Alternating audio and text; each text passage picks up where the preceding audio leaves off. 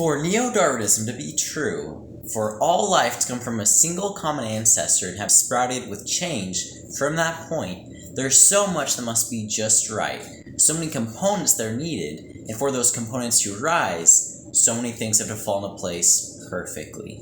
As explained by molecular biologist Douglas Axe, accidental causes mimicking insight on this scale would be fantastically improbable coincidence, which means a physically impossible coincidence.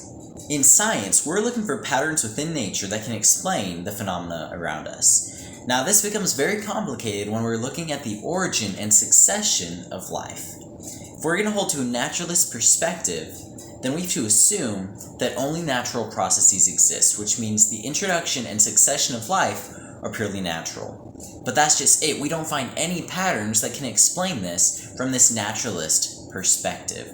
We found that the three new components needed for new body plans is new functional protein folds, new genetic information, and new epigenetic information. We found that we don't have a hope of getting a new functional protein fold in the history of the universe itself. We saw that mutating genetic information will not bring about new information, but will only degrade and eliminate the old information.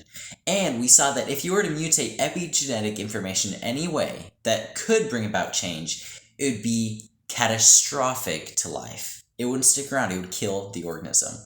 So all three of these necessary components needed for new life are incredibly implausible on their own. How much more when you put them together? That's just it. We don't just need one and then another one at some point in the future, another one at some point in the future. To get a new functional invention, a new body plan that works, that is beneficial, that natural selection will put together and highlight in nature. All these parts need to come together immediately and simultaneously.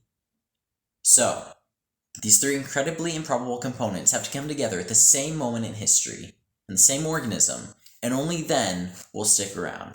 So you quite literally need to go from one functional invention to another functional invention in one generation, achieving new functional protein folds, new genetic information, and new epigenetic information simultaneously. This is incredibly implausible, shockingly improbable. And this is exactly what has to happen again and again and again in the Neo-Darwinian perspective.